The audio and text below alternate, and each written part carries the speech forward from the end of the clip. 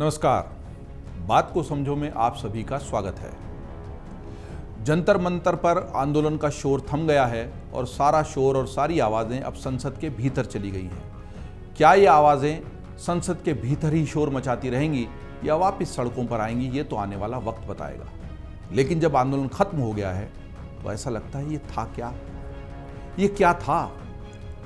और जब ये सारा शोर वहाँ अंदर सिमटा हुआ है तो ये सवाल जाहिर है कि हमें लंबे समय तक झकझोरता रहेगा। ये आंदोलन दरअसल कई मायनों में ऐतिहासिक था।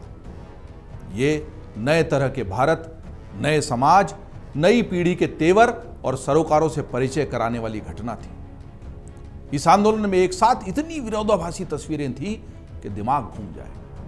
हम किसे सही माने और किसे गलत, यही अपने आप में बड़ा उलझाने वाला, कंफ्यूज करने वाला प्रश्न है। और इसीलिए हमें मथ भी रहा है, क्योंकि इतनी सारी तस्वीरें हैं और वो एक दूसरे में ऐसे जुड़ गई और उनकी तुरपई इतनी महीन हुई कि इन तस्वीरों को एक दूसरे से अलग करना दूध को पानी से अलग करने जैसा हो गया।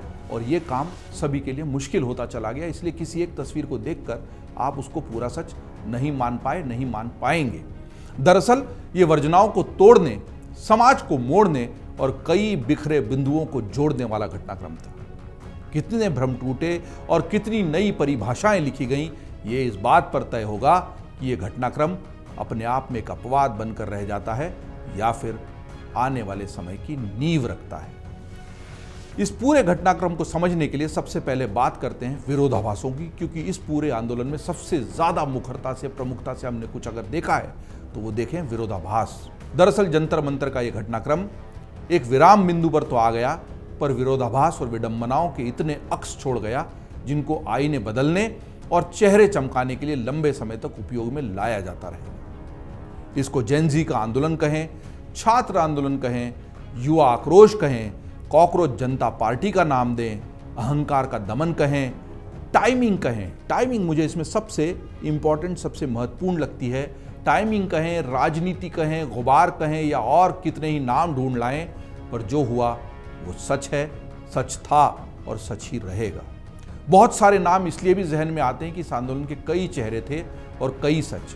कोई एक वीडियो, कोई एक एंगल, कोई एक रील, कोई एक हुजूम इस पूरे मामले को पूरी ईमानदारी से न दिखा सकता है, न समझा सकता है। इसमें अचानक इतनी परतें, इतने मसले, इतने उद्देश्य, इतने स्वार्थ, इतने तत्व, इतने छात्र, इतने युवा, इतने राजनेता, इतने रीलबाज, इतने मस्तीखोर, इतने पीड़ित, इतने उपेक्षित, इतने हताश, इतने निराश, इतने उत्सवी और इतने तमाशबीन जुड़ गए कि दिमाग का फ्यूज ही उड़ जाए।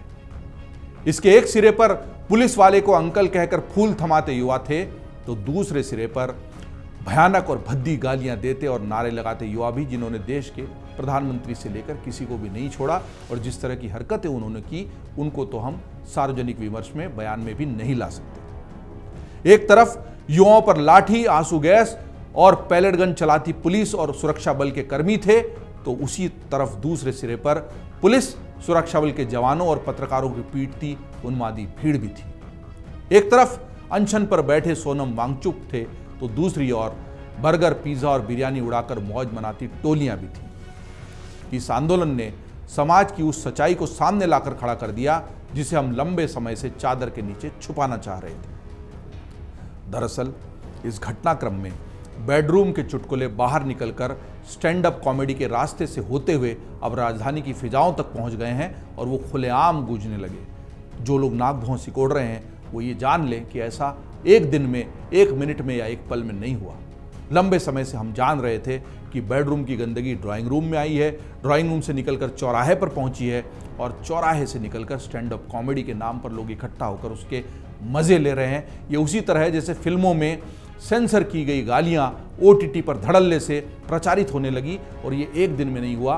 पिछले कई सालों से जब से OTT अस्तित्व में आया है, वो सारी गालियां जिनको बका तो जाता था लेकिन लिहाज भी बरता जाता था, उनकी जगह और मौका तय था। अब जगह और मौके की वर्जनाओं को, दीवारों को तोड़कर बेहूदगी की हदें पार करते हुए वो गालियां ड्राइंग रूम में चलते टीवी का हिस्सा बन गई और वहीं से निकलकर वो जंतर मंतर पहुंच गई। दरअसल इलाहाबादिया का समय करवट लेकर माता पिता के शयन कक्षों से गुजरता हुआ सीधे जंतर मंतर जा पहुंचा है। इसी घटनाक्रम में दूर से निहार कर उस घटनाक्रम को हल्के में लेता सत्ता पक्ष भी था, तो वहीं मायूस होकर एक कोने को किरसता हुआ विपक्ष भी था।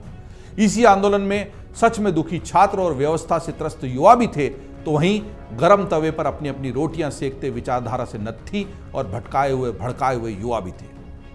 किसी के लिए जीवन और आजीविका का प्रश्न था, बहुत बड़ा प्रश्न था कि नौकरी नहीं मिल रही है, परीक्षा में बैठ नहीं पा रहे हैं, परीक्षा में बैठ रहे हैं तो पेपर लीक हो जा रहा है, जो पेपर लीक हो गया उसका जिम्मेदार कौन है, और अगर कोई 5% पास हुए हैं और 95% बाहर रह गए हैं तो वो बाहर अपनी गलती और कमजोरी से रह गए हैं या व्यवस्था की खामियों की वजह से। ये प्रश्न जब उन बचे हुए 95% के जहन में डाला जाएगा तो वो सड़कों पर आएंगे।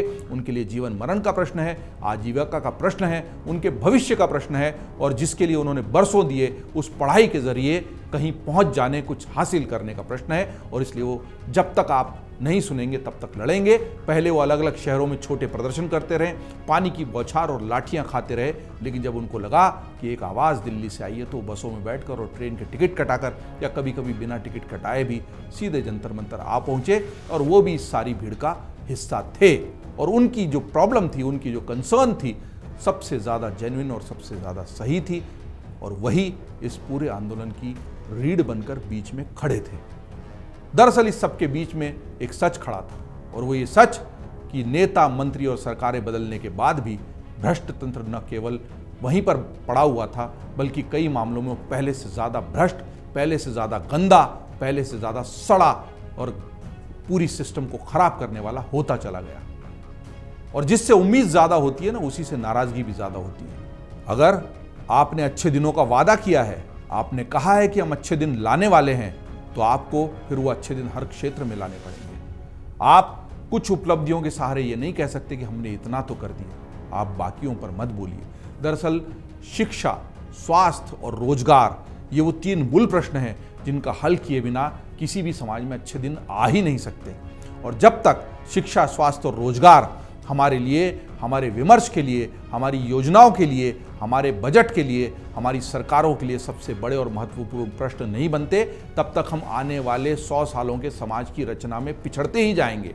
हमारे तात्कालिक लक्ष्य हो सकते हैं, लेकिन लंबे समय के लिए हमें शिक्षा में, स्वास्थ्य में और रोजगार में निवेश करना पड़ेगा, इन्वेस्ट करना पड़ेगा। आप चाहे कितनी इन्वेस्ट समिट करा लीजिए, लेकिन अगर ये बुनियाद हिली हुई है, ये पिलर्स हिले हुए हैं, ये खंबे हटे हुए हैं, तो फिर समाज निश्चित तौर पर अच्छे दिनों की तलाश में भटकता रहेगा। और इसीलिए आक्रोश का स्वर भी उतना तीखा और बड़ा होता चला गया, क्योंकि उम्मीदें उतनी बड़ी थी। जिससे उम्मीद होगी उसी से आपकी नाराज़गी भी होगी, उम्मीद बड़ी होगी तो नाराज़गी भी बड़ी होगी। इसीलिए और इसके साथ जो विरोध के स्वर थे, उसमें वो स्वर भी जुड़ते चले गए जो 12 साल से इस तरह के बड़े विरोध का इंतजार कर रहे थे। उनका लक्ष्य राजनीतिक था, है और रहेगा, क्योंकि राजनीति से उनको सत्ता में पहुंचना है, और सत्ता में पहुंचने के लक्ष्य को हासिल करने के लिए वो इस तरह की नावों की सवारी तुरंत करने लगेंगे।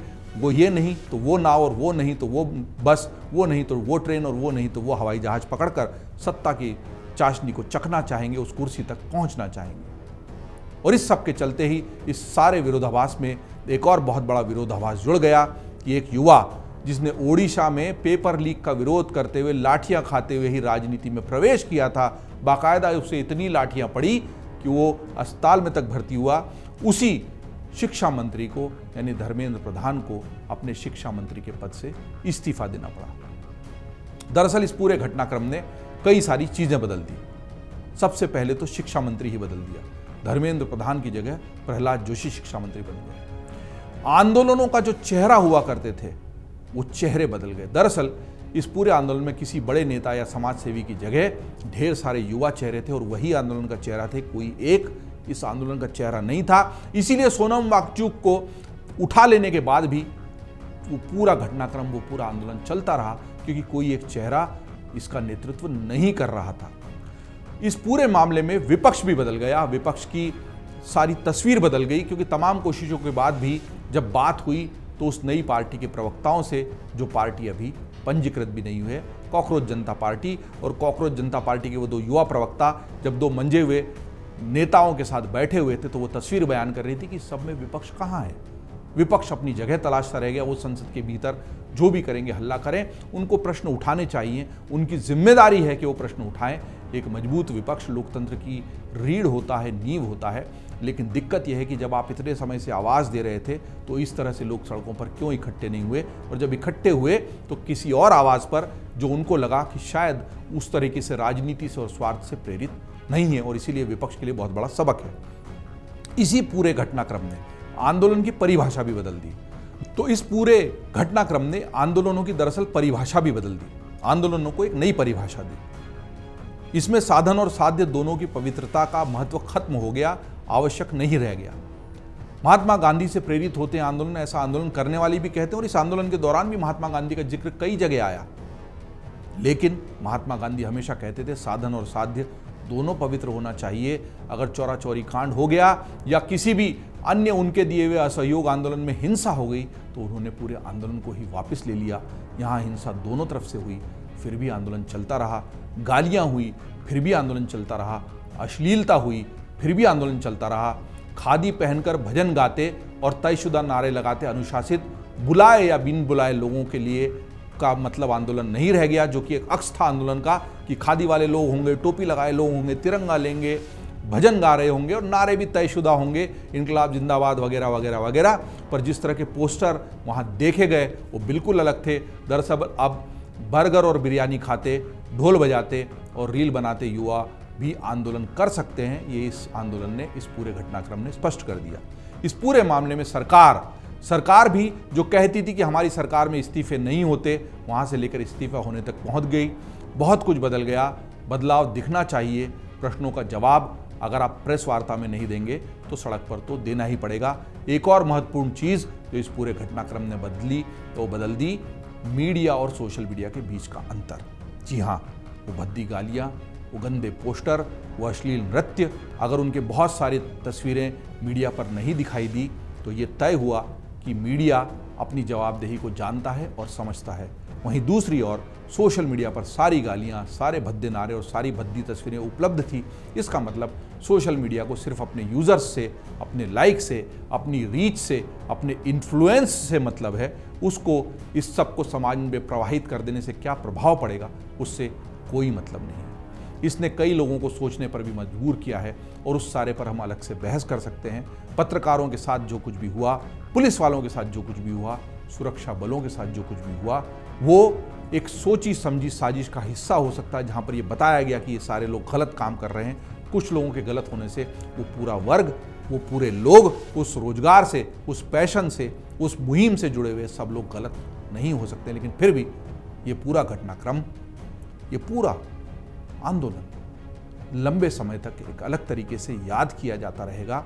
और इसके सारे पहलुओं को समझने के लिए हमने बात को समझने और समझाने की कोशिश की है। आपकी क्या राय है, आपकी क्या प्रतिक्रिया है, उससे ज़रूर अवगत कराइए और अन्य खबरों के लिए देखते रहिए amarujala.com।